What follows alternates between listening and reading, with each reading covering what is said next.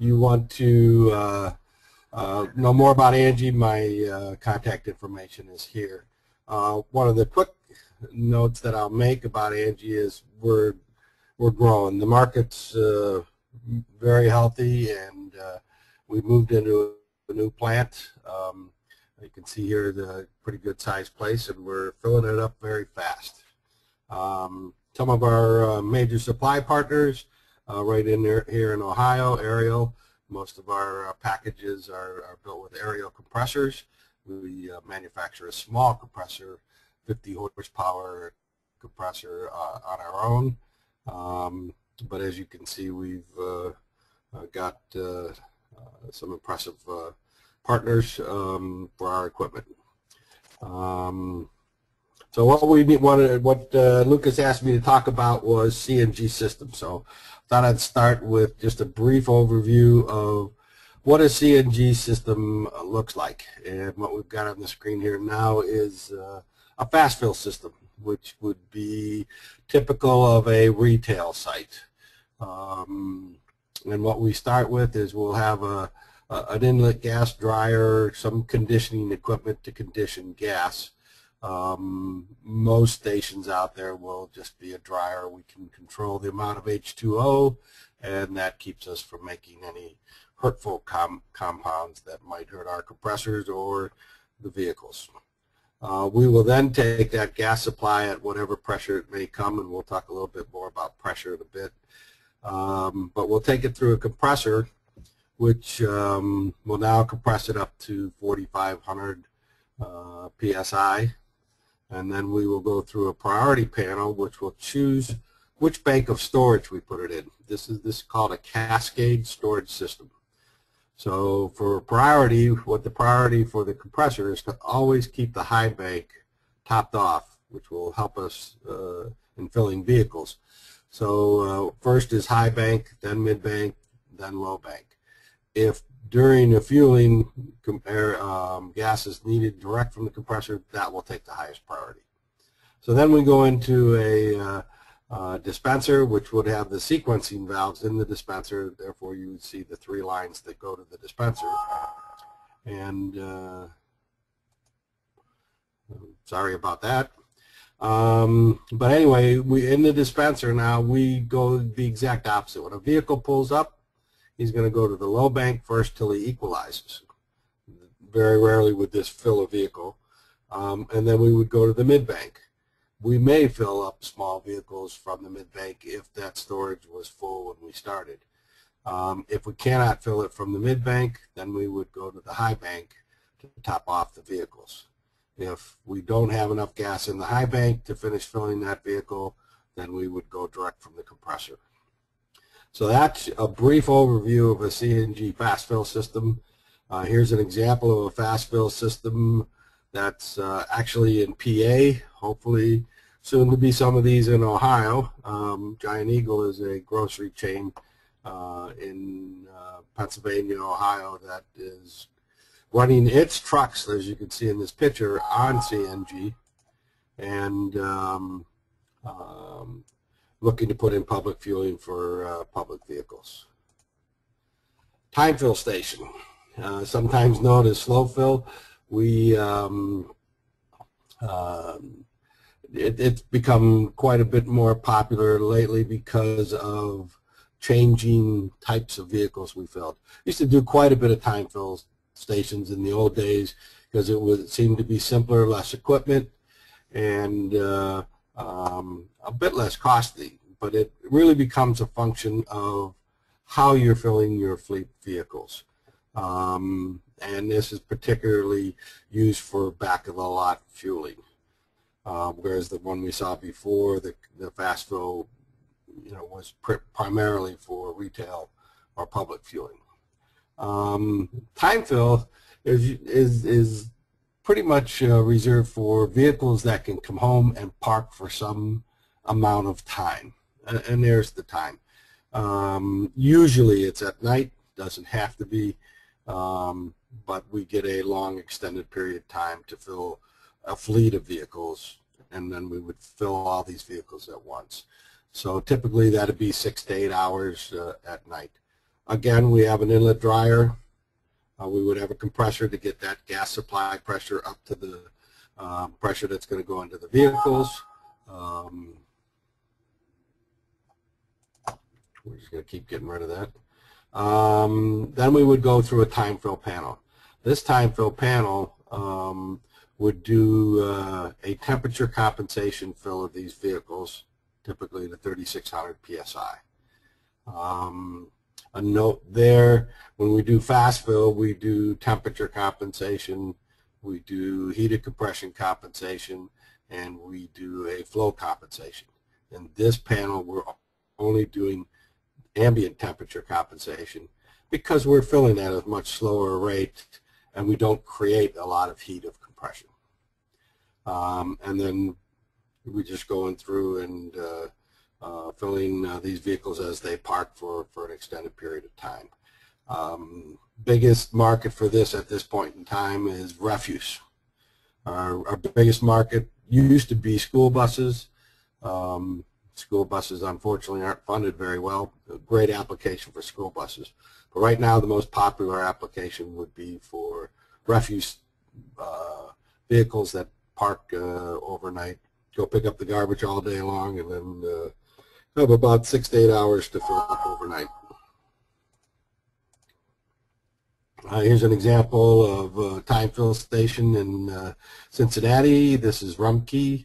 Right outside of Mount Rumpke, and as you can see, the compressors are on the left of your screen here. These are the time fill posts, and the vehicles just pull in, park, and fill up overnight.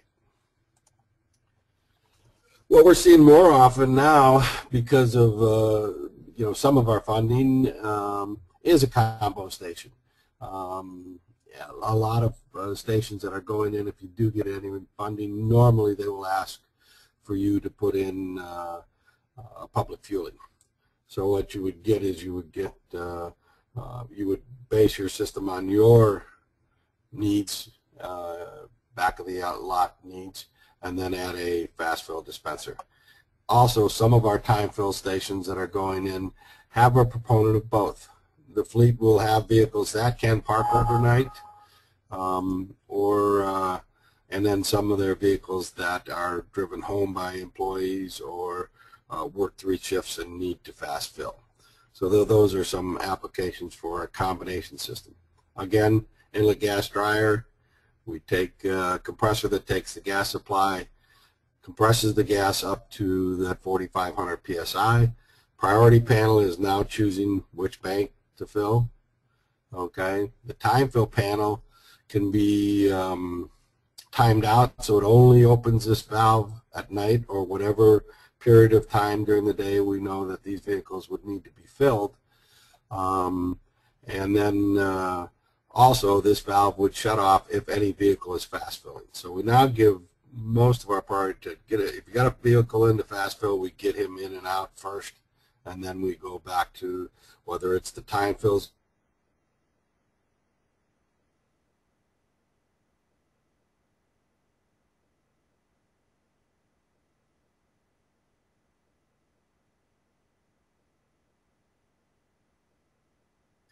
and the city decided that they might be able to make a couple nickels to help defray the cost of the station by putting in a fast fill dispenser to fill up some of the other city or municipal vehicles in the area. They end up dispensing more gas through this dispenser than they do out here, and they've completely paid for this station by the gas they sold. Bit of Field of Dreams, bit of that going on right now. Surely you don't want to build for Field of Dreams, but the combo station can allow for flexibility. Hey, Tim, we've got a question for you. Sure.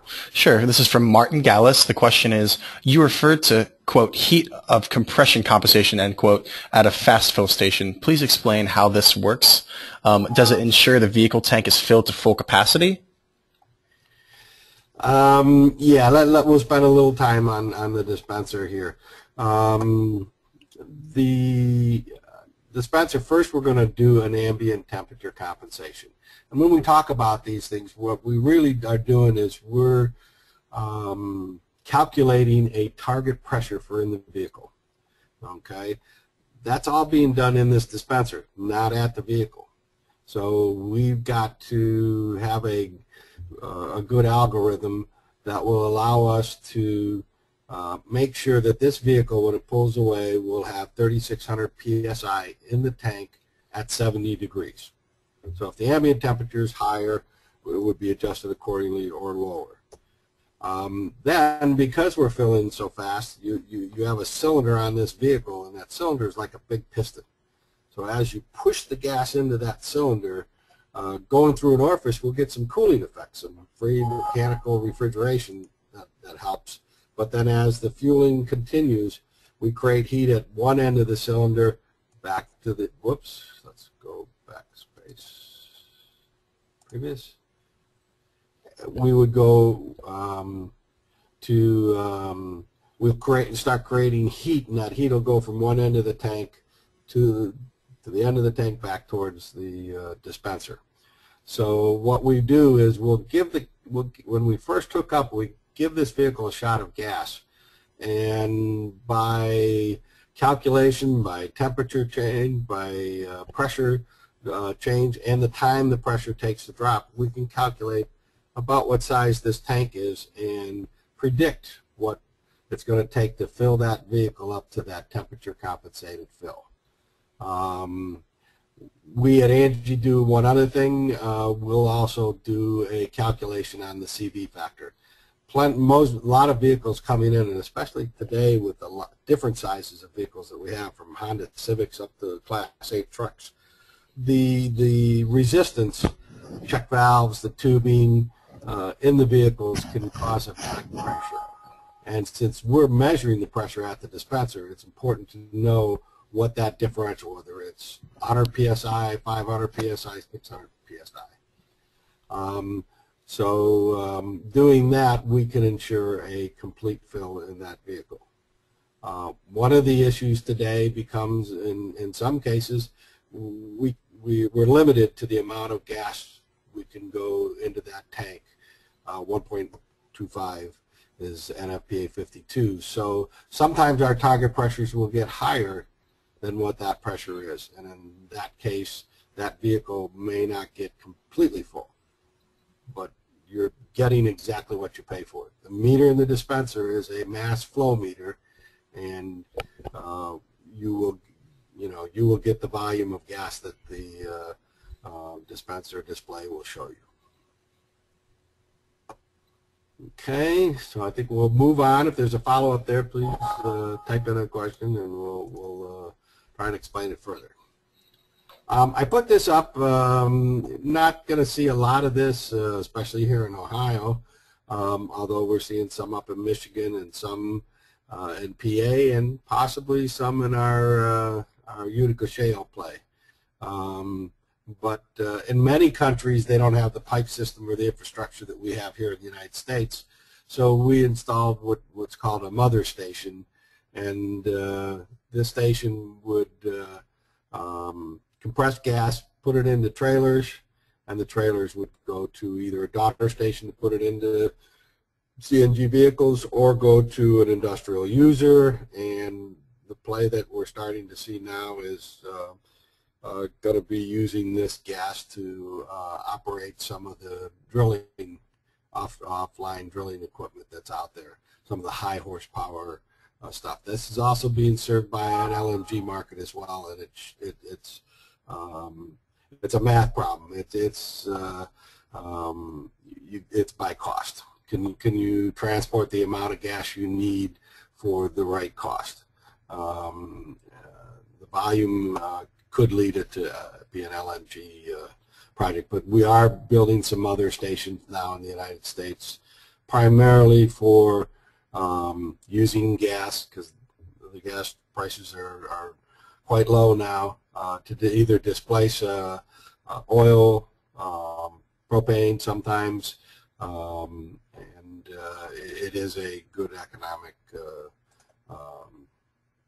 proposition. This is a big mother station in China. You can see China probably has more mother stations than any country in the world because they don't have a pipe system. So typically these are quite large compressors filling lots of trailers. Daughter station, this you probably will not see too much of in the United States. But if we are to put it into vehicles at a remote location with no gas line, you would need a compressor to recompress that gas. We would take, typically we turn the trailer into a low bank, and we'll take gas direct from the trailer as much as we possibly can into the vehicle, letting pressure do the transfer. But the remaining topping off would be done with this same type of compressor, probably only a 3-stage compressor, but going through a cascade type system and into the vehicles.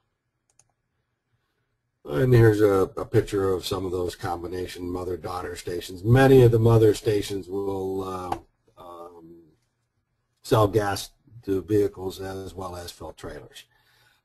This chart here, you know, the number one question I get asked is how much, and I like to say how long is a piece of string. Really depends, and I do want to caution this is purely budgetary pricing, and it's based upon the assumptions as stated. Got to make some assumptions. When designing the station, the first item is inlet pressure. On this example, I used 55 psi-G. The higher the inlet pressure, the lower your electric cost per gallon is going to be for the life of that station. It can also save you some money on capital, although many of the items, components we just talked about are the same no matter what the inlet pressure is. But that can really change these numbers dramatically. Okay. I also, in this example, looked at redundancy, making sure that there was redundancy. Many cases now we're putting in multiple stations in an area. That redundancy is you can go to another place to fill up. So that could change those prices. Time fill, I use 12 hours at night. The station could be bigger if we only have 8 hours. You know, fast fill, I based it on 2 happy hours using 6 vehicles per hose. Those are the type of logistics that can change economics of a station. Installation assumptions, this is where a lot of costs could go much higher than what I have in here. I'm assuming, I have to assume something, that the utilities are right within the compressor compound. The MSA is provided by the gas company, and the fueling post or dispenser is only 100 foot away.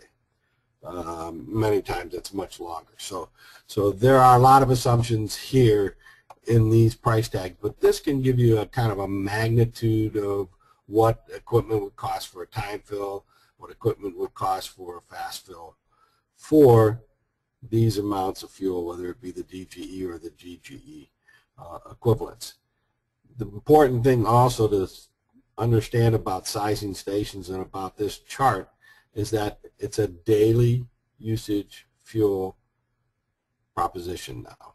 This is not something we have gas in the line at our station whenever we want it, so we now are looking at daily fuel usage. And then we need to look at when during the day you use. As I said in my assumption, I'm assuming most of the vehicles, 80% of the vehicles, are being filled in what I call happy hours. As those things change, your station design will change. Just took that analysis and moved along to come up with a cost per gallon. Again, a bunch of assumptions, and this is not everything that you will need to look at. You'll need to look at all of this, but there'll be other items you'll need to look at when doing a cost analysis of your fleet.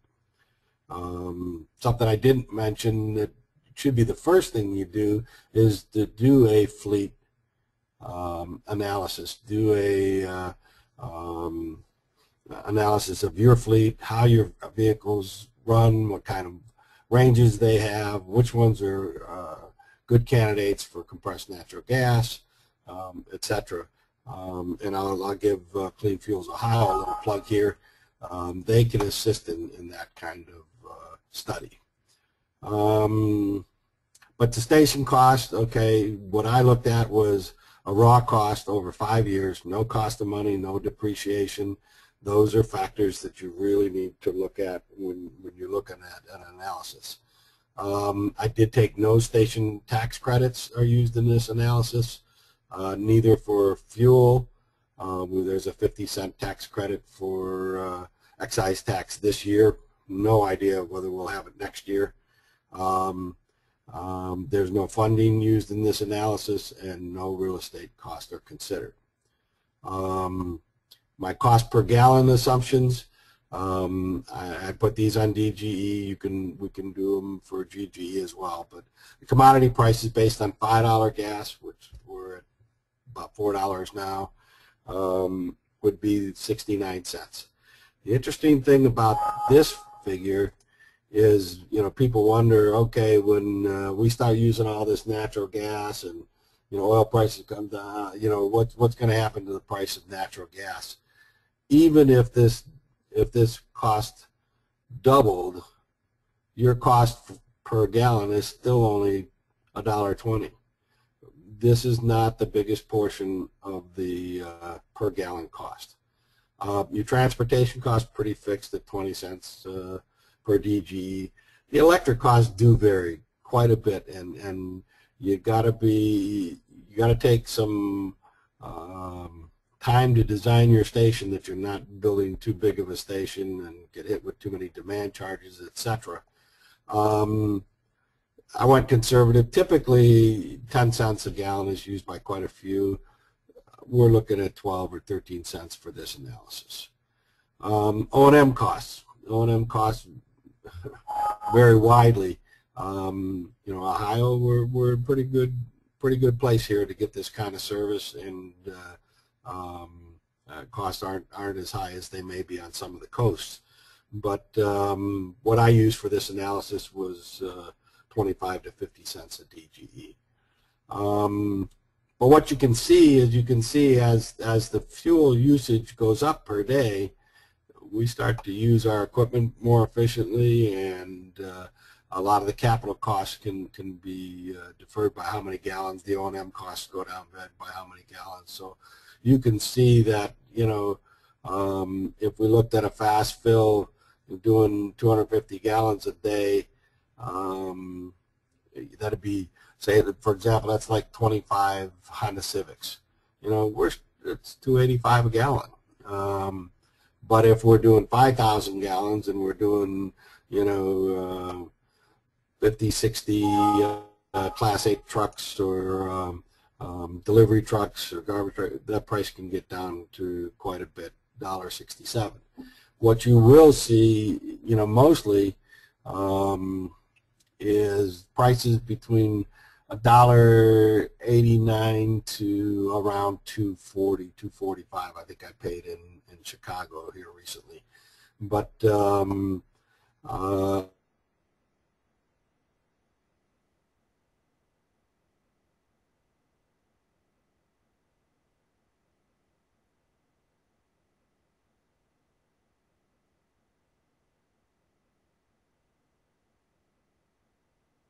somewhere in this 2,500 DGE per day. Those you're gonna attract folks that want to help you build a station at those.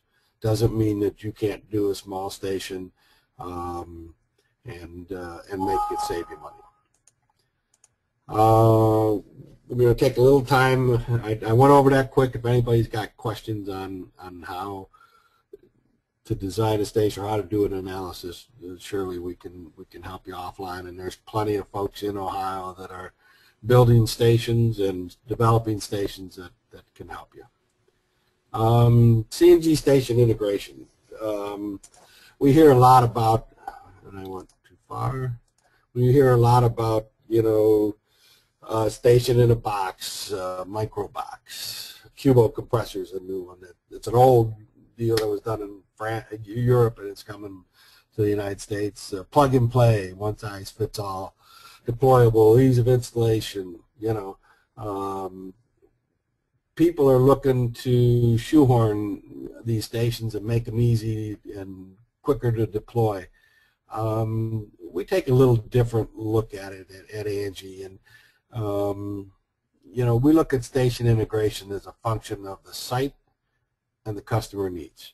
What does the customer need, and what are the limitations of the site? This picture here is of a 25-year-old station in Ann Arbor, Michigan, that is still pumping gas into vehicles every day, completely enclosed. The storage is underneath, compressors and dryer are in here, and the controls are in this box.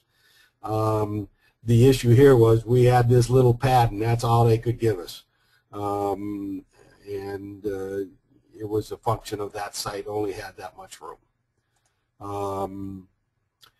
Station integration, you know, we look at it as, you know, we'll look at what the site conditions are. We'll look at what the customer is trying to accomplish. How much gas are they trying to fill every day? And we'll come up with solutions typical of this one. This one has the redundancy built in. It's got 2 compressors.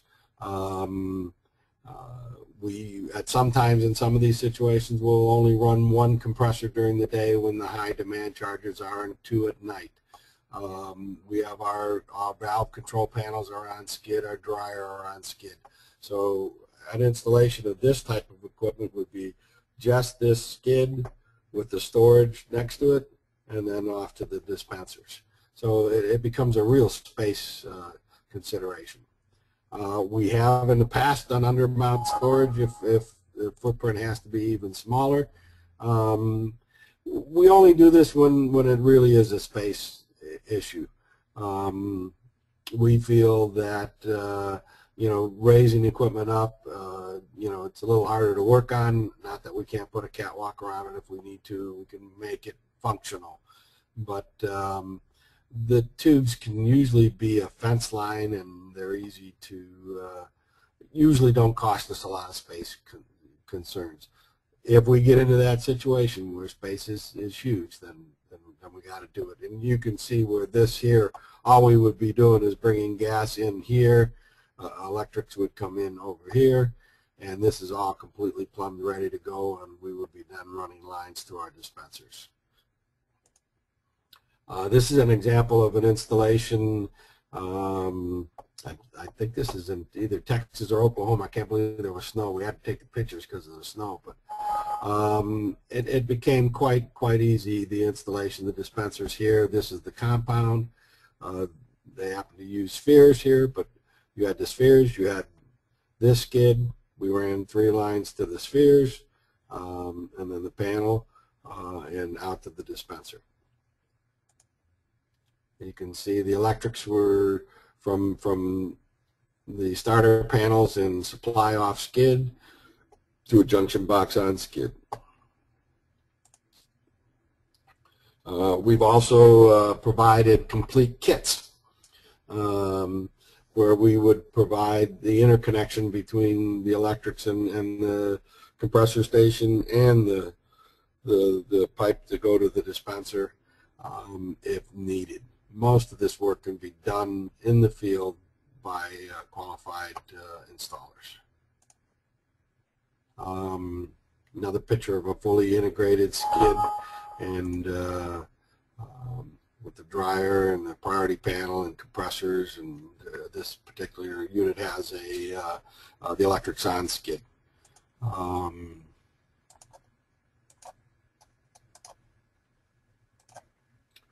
That's what I had. I have more slides available for pictures, but I'd like to open it up to questions and try and answer some questions that you might have about station design and development. Great. Well, thanks, Tim. If anyone's got any questions, feel free to type them on in. We'll wait a couple of minutes here to see if any come up. If not, you see Angie's contact information below on the screen here, so feel free to jot that down as well. And yeah, thanks a lot, Tim. We really appreciate it. Perfect.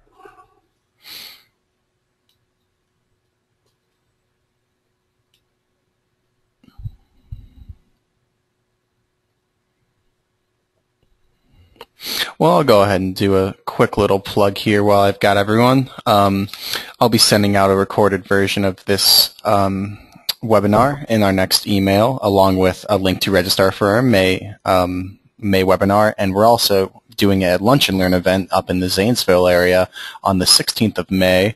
Like I said, that'll be a Lunch and Learn, so that's from around 11 in the morning until 1 or 2 in the afternoon. I'll be sure to include that information in our next partnership email as well, but we'd love it if you could all join us. We do have a question here really quick for you, Tim.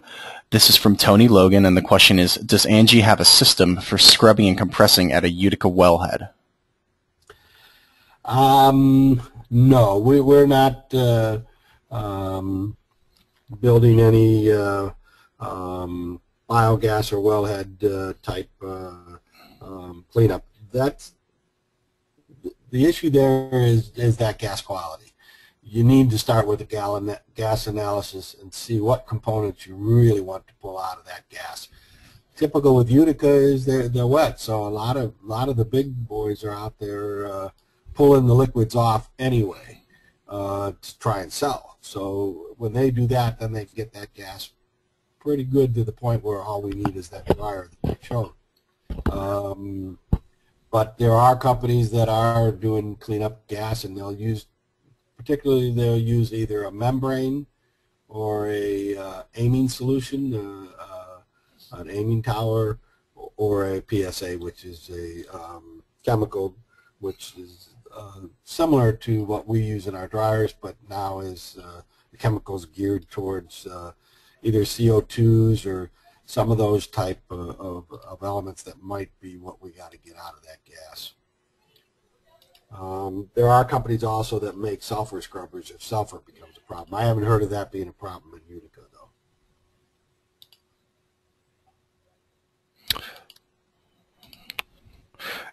Great. Well, that seems to be the only other question we've got, Tim. Went ahead and typed your email in as well and your phone number so that people, if you have any questions, feel free to reach out to Tim. He's a great guy, and I'm sure he'd be happy to help you. Great. Thanks for having me. I really appreciate the opportunity to talk to folks. The market here in Ohio is exciting. There's quite a few stations that have been built. Maybe throw out a plug to a few of them, like Rumpke, Smith Dairy, City of Columbus, Dublin.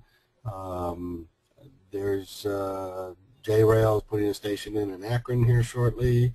We've got clean energy gas stations at the airport, at many of the airports around the city, around the state. So state of Ohio is surely jumping up with NGVs, and love to see more of them. Sure would. All right, well, I'll go ahead and close this out. Thanks again, everyone, and we'll see you all soon.